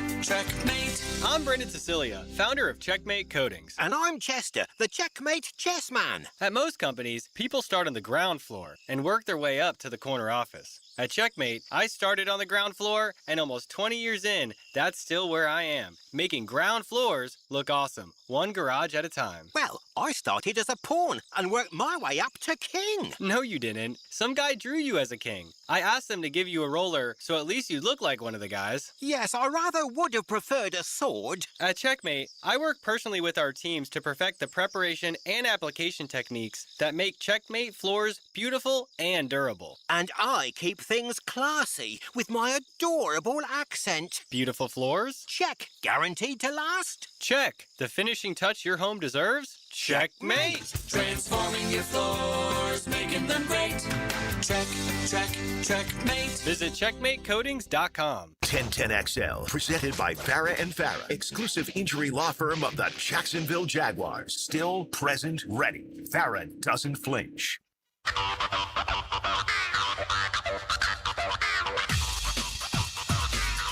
This is Hacker After Dark on 1010XL. NBA play-in tournament. It's not looking good for Miami right now. Bam Adebayo left the game in the first half with a lower back issue, did not come back or has not come back yet. Charlotte, 93-85. Again, this is win or go home. Miami has to come back from an 8-point deficit here with 10 minutes to go, or their season is over. Later on tonight, you got Portland and Phoenix. And then tomorrow, a couple of games as well, including Orlando and Philadelphia. Speaking of Orlando, let's go to the city of brotherly love. Jason Beatty of the Orlando Sentinel covers the Orlando Magic. Let's talk NBA playoffs. Let's talk about that disaster on Sunday night in Boston and how or if the Magic can recover from that. Jason Beatty, Orlando Sentinel, talking NBA and Magic with us next on a Tuesday night in Northeast Florida. It's Hacker After Dark. It was all that Dan Marino's fault. Everyone knows that. Why can't we get over it? If he had held the ball laces out like he's supposed to, Ray would never have missed that kick. 1010XL. I don't want to talk about it. Budweiser reminds us to drink wiser, like hydrating between beers. It keeps the fun going longer, and it's a commitment to responsibility. Remember, good times are ahead, so no need to overdo it. Know when to say when, and always designate a driver. Live streaming from the XL Digital Studios. Brightened by Harbor Dental Care, Jacksonville's first choice for dental emergencies. Life is about choices and the decisions you make. I'm David Robbins with Epstein and Robbins. If you're convicted of a DUI, you'll have to face severe consequences. Walking through the doors of the courthouse or appearing at a bond hearing can be extremely intimidating. Without the right lawyer, you're likely to make the wrong decision. Let our team help you make the right decisions in court. Epstein and Robbins, the right choice. Epstein and Robbins, fighting for your rights since 1975. The best value for golf in Jacksonville remains Cimarron, totally reestablished with new tee boxes, improved fairways and greens, also a brand new restaurant with indoor and outdoor settings, and live music. Join the Wild One loyalty program online at Cimarron Golf. When's the last time you played Cimarron? Cimarron Golf Club on 210, the Wild One.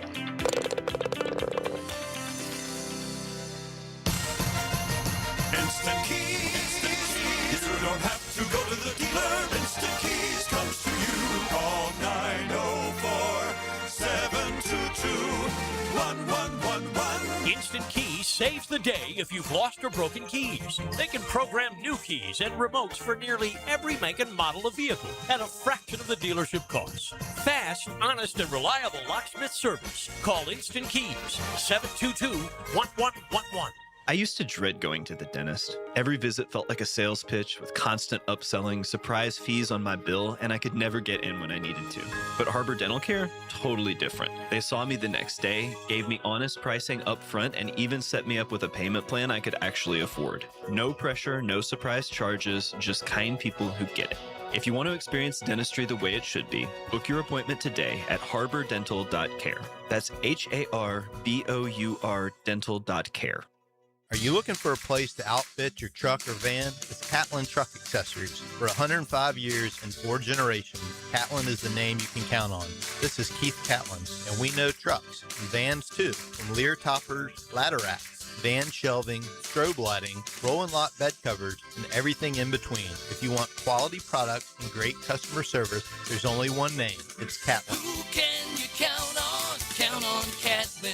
For 105 years, you can count on Catlin. When it comes to glass, you don't want average. You want flawless. Duval Glass and Mirror has transformed homes and businesses across Jacksonville for over 35 years. Frameless showers that wow. Mirrors cut exactly to your style. Fogged or broken glass replaced. Decorative tabletops. Windows replaced or repaired to stand up to Florida storms. All backed by a 100% guarantee. Visit DuvalGlass.com for your free quote. There's only one name for glass and mirror around these parts. It's Duval. 1010XL, presented by Farah and Farah, exclusive injury law firm of the Jacksonville Jaguars. When it's game time, Farah doesn't flinch. Now, the Monahan's golden moment.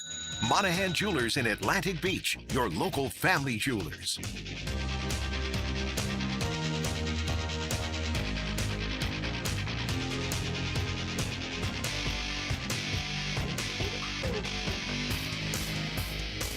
Back here on 1010XL and 92.5 FM in the city of Jacksonville. We are glad you are with us. The NBA postseason begins this evening. The Orlando Magic will play the play-in tomorrow night at Philadelphia. And the game is not in Orlando because Orlando might have quite literally suffered the most embarrassing loss, not only of this season in the NBA, but as an Orlando Magic fan, I'm having a hard time finding one more embarrassing in, quite frankly, maybe the history of the franchise. Let's talk about it with Jason Beatty of the Orlando Sentinel. He does a terrific job covering the Orlando Magic, and he's always kind enough to join us here on 1010XL. Jason, how you doing? I'm doing good. I'm up in Philadelphia right now. I wasn't expecting to be here. Took the train down last minute from Boston and made it in last night, and you know, we're going to see what happens tomorrow night, but I'm happy to be in Philadelphia. Yeah, Magic and the 76ers. Now, it's not win or go home. The winner gets the 7 seed. The loser tomorrow night will have a home game on Friday with another opportunity to get in. So both of these teams win and you're in the playoffs tomorrow night, lose and you have at least one more shot on Friday. Jason, for people that don't know, and they probably do because I went on about a 5-minute just rant last night, the Orlando Magic essentially played the Boston Celtics G League team on Sunday night in a game that did not matter one iota to Boston, and it mattered for Orlando to get a home game tomorrow night against Philadelphia instead of playing on the road. And the Boston Celtics, essentially G League team, beat the Orlando Magic, beat Banchero and Wagner and Suggs and Carter and all. How do you explain what happened Sunday night at the TD Garden?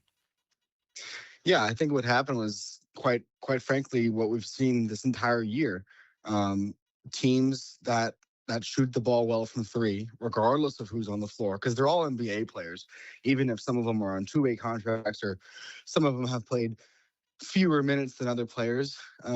And what happened was Orlando came in probably thinking, okay, we just have to play 6, 7, 8 good minutes of basketball, get up 15, 20 points, and then the other team will fold over. And really what happened was Boston said, no, we want to take advantage of our opportunity. And the Magic just didn't have that same mindset. And you talk about the guys that were on the floor for the Celtics, 4 of them had career highs. And none of them had more than 30 points. I mean, it's not like some guy went for 50 plus and it was some historic night. It was just the fact of the opportunity, and they took that opportunity and ran with it. And the Magic, for whatever reason, didn't play with a sense of urgency, didn't play with energy, didn't play with high amounts of effort, especially on offense. And Boston was just, once they caught fire, once they saw that ball go through the hoop, they had all the confidence in the world. And, just took the opportunity and jumped on it. I thought Brian Windhorst on ESPN said it best. There's a reason Boston is where they are, and there's a reason Orlando is where they are. And the evidence for both was on Sunday night. And the embarrassing thing was, and I'm quite serious about this, they play Desmond Bane to get him his 82nd start. Then they take him out kind of as a reward, saying thank you for playing every game, only to be getting the absolute crap beat out of them to have to put Desmond Bane back in the game in the fourth quarter. I mean, that's bad, Jason, right? Yes, no, that was a complete blunder on Jamal Mosley's fault. I spoke with Desmond Bane in the locker room after the game. He told me that the day before they had informed him that he wasn't going to be playing his regular minutes, and they did view it as an opportunity for him to start all 82 games, which is an achievement that's worthy of something like that. But certainly when you only play him for the first 6 minutes of the first quarter and you start to see the game maybe not going your way, I don't understand why they didn't consider bringing him back into the game. Like, they could have brought him back, during the second quarter or earlier in the third quarter, and to wait even longer, until the 11-minute mark of the fourth quarter. Desmond told me that he was, staying mentally ready. He was on the bike. He was keeping his legs warm. He was doing his, he had an idea that there was a chance that he potentially could have to return. It wasn't like he was ice cold. But by then the damage had been done. I mean, their confidence had been rocked. They were trailing by 13 points. I mean, they were in a hostile environment. I mean, it was rocking in TD Garden expectedly, because Boston has, really great fans that are going to root for all these guys, regardless of who's on the floor. And by then, the damage had been done. I mean, there was just, even though they tied the game up late, Boston had everything going their way, momentum going their way, and it was just completely mishandled. And they tried to get cute with it and reward Desmond, which is, fine to do, but they really overthought that situation quite a bit. And, just again, another thing from that game that's just astounding to see happen. Jason Beatty of the Orlando Sentinel. He's up in Philadelphia. Magic Sixers tomorrow night in the NBA play-in. All right, so there are a couple of different ways I want to go here. First and foremost, you were in the post-game locker room in Boston. Now, they have an extra day because I guess there's a Flyers game tonight, so they were supposed to play tonight. Instead, they play tomorrow. I mean, you're around this team all the time, Jason. How are they going to respond to something like that? I mean, to lose in that fashion, to get utterly embarrassed, to be joked about, quite frankly, in NBA circles for the last, 2 or 3 days. How do you expect them to come out and play tomorrow night? I mean, it can't get much worse. So I'll say that. I do expect them to play better. This team has responded at times. The problem is it's been so inconsistent. They haven't been able to keep it up. I mean, when they won 7 games in a row earlier in March, they lost their next 6, and then they were able to find a way to win a 5 late, and then they lost at Boston. So like they've shown that they're capable of bouncing back and playing better. The problem is it's just been inconsistent. So I think tomorrow night's really going to be a test of whether or not these guys have checked out or not. I mean, it is not an elimination game, but certainly it's you want to get into the playoffs. There's no just because you get 2 cracks at it doesn't mean you want to rely on your second chance. You want to secure your playoff spot. And the irony in that is if you do win tomorrow night, you're playing Boston again. And guess what? You're going to be playing Boston starters. You're going to be playing Jason Tatum and Jaylen Brown. So they're going to deal with that when they get past tomorrow night. But I expect them to play better. I mean, they were sorely disappointed and just sort of stunned at what happened, which I don't know why they should be, because they were the ones who were on the court playing with little to no energy and a sense of urgency, and they've done that this entire year. There's a talking point outside of that locker room, certainly up here in Jacksonville and other people nationally, that Jamal Mosley, it's not if, but when he's going to be relieved of his duty. Do you get that sense around the organization? Yeah, I think, no one has told me this is what we've decided. But certainly there's definitely an impression that I gather that everything's going to be evaluated. And I don't think this is all in Jamal Mosley.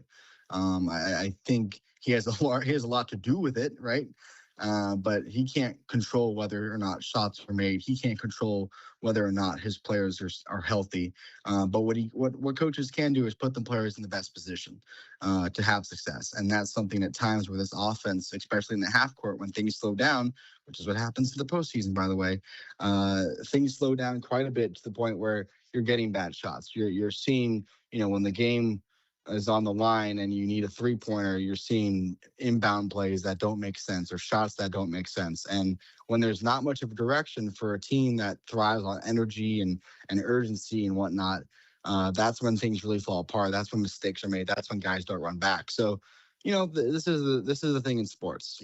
Messaging dies, and sometimes you need a different messenger. I mean, they also need a little bit more offensive identity. They've been trying to push the pace and get out in transition for easy baskets, and that's fine because your defense is supposed to be good. But the difference is the defense has not been good. The difference between last year's team and this year's team is last year's team could fall back on their defense when shots weren't falling. This year's team is trying to, outscore themselves so they don't have to defend at such a high level. And at the end of the day, we've seen it time and time again in sports. That's how coaches lose their jobs. I think Jamal is a great coach. I think he's going to have other opportunities in other organizations in the future. But certainly it's fair enough to say that they're going to evaluate everything, and that includes most. Couple of more for Jason Beatty of the Orlando Sentinel. I hate to do this, but, I mean, the Mike Malone thing, I think, caught Magic fans off guard because there was a thought, because his father was an assistant in Orlando for many years, Brennan Malone, that was a natural situation. Then he goes to North Carolina. So, I mean, there's 2 guys, right? It's Taylor Jenkins or Tom Thibodeau. If I take them and I give you the field, if Mosley is relieved of his duties, who has the next head coach of the Magic? I would hope to think I do, correct? Yeah, I mean, you're definitely right. I mean, I think we've already seen some reporting from Mike Scotto of Hoops Hype that, a veteran coach like Tom Thibodeau, Taylor Jenkins, even Billy Donovan is potentially, what's being floated out there. I mean, again, I'm focused on what's going to happen with this team right now until they get into a coaching search.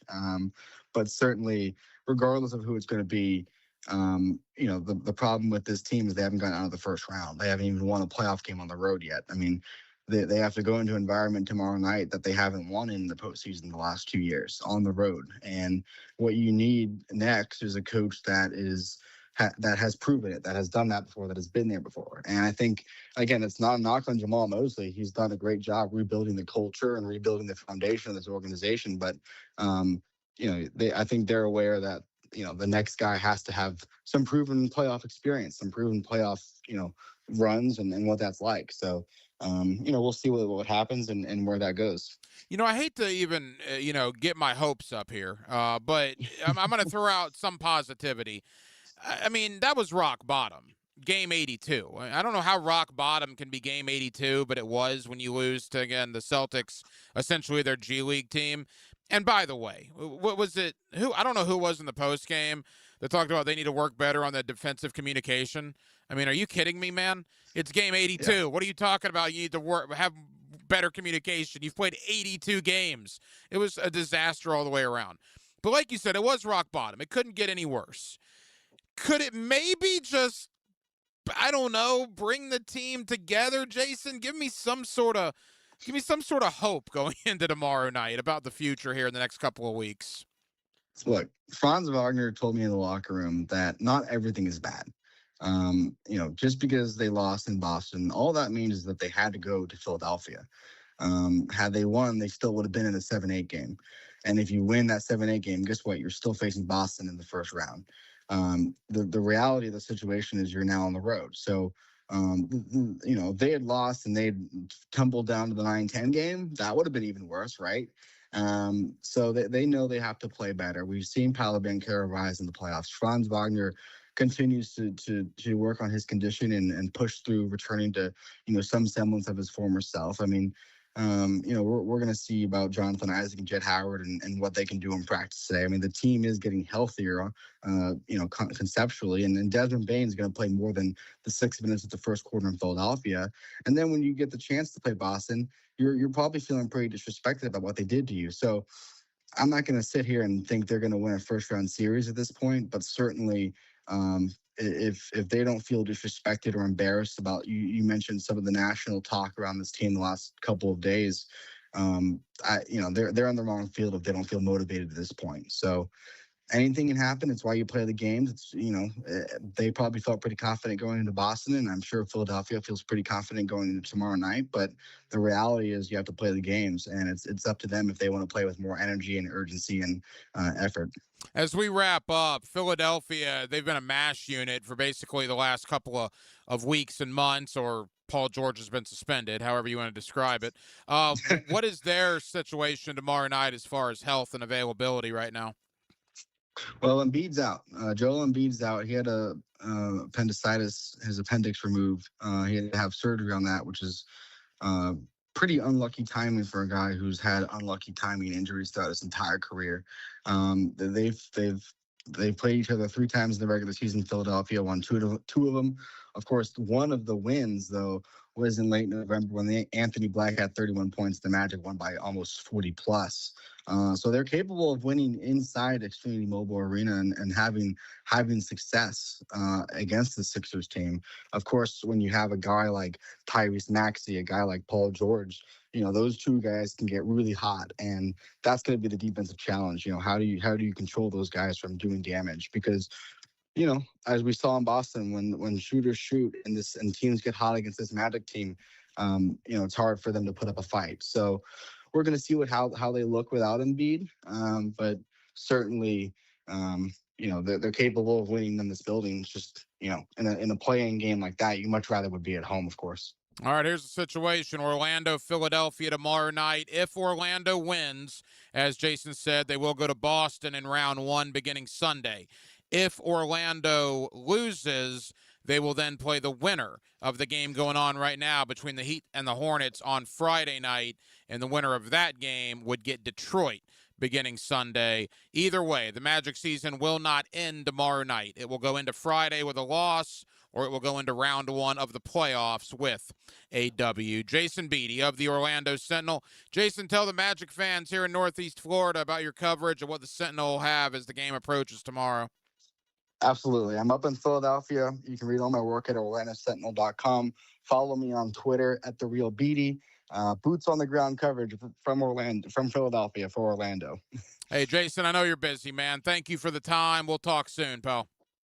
Thank you.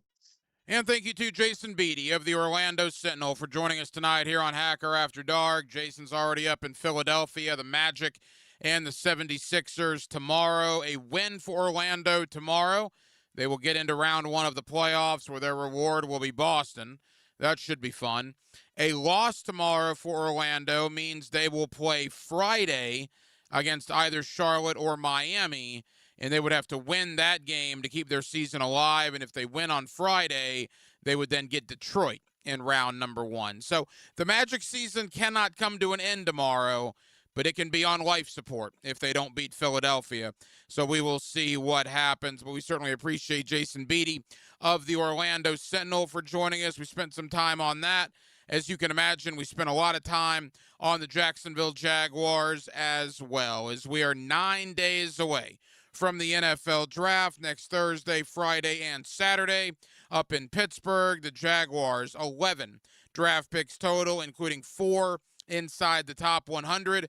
Look, I think the consensus is, at least my thought is, and this seems to be the thought of a lot of people, in those first 4 picks, the first 4 in the top 100, in whatever combination or whatever order you want to put them in, I guess, linebacker, interior D-line, I would go tight end in the first 4. And then the fourth one, I'm kind of split between corner and edge. I might lean edge. That's where I'm kind of looking at. Edge, interior D-line, linebacker, tight end. If they knock a majority of those, or certainly all of those out with those first 4 picks, I will be incredibly happy. We will ultimately see what happens, but the Jaguars will have 11 draft picks total. As it stands right now, look, James Gladstone last year proved that he will wheel and deal all over the draft board. We will see what happens this year. They go into the draft with those 11 selections, which is tied for the second most of any team in the National Football League.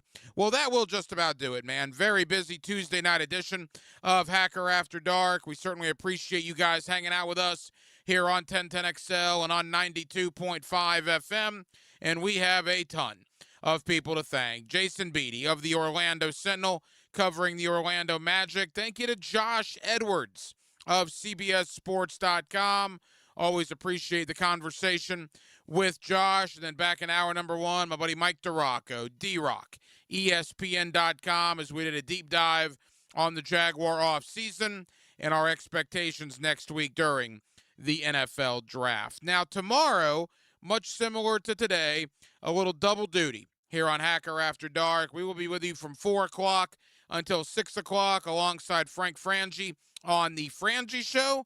And then I'll be right back here with you 8 o'clock to 10 o'clock for a Wednesday night edition of Hacker After Dark. And we do hope that you join us then. Aaron Williams was your producer tonight. Aaron, great job as always. I'm the Hacker Ryan Green. And again, Jacksonville, thank you for spending part of your Tuesday evening with us right here on Hacker After Dark, on 1010XL, and on 92.5 FM. So for all of us here on HAD, have a terrific remainder of your Tuesday evening, and I will talk to you again both at 4 o'clock tomorrow on the Frangie Show, and then right back here beginning at 8 o'clock on a Wednesday night on Hacker After Dark.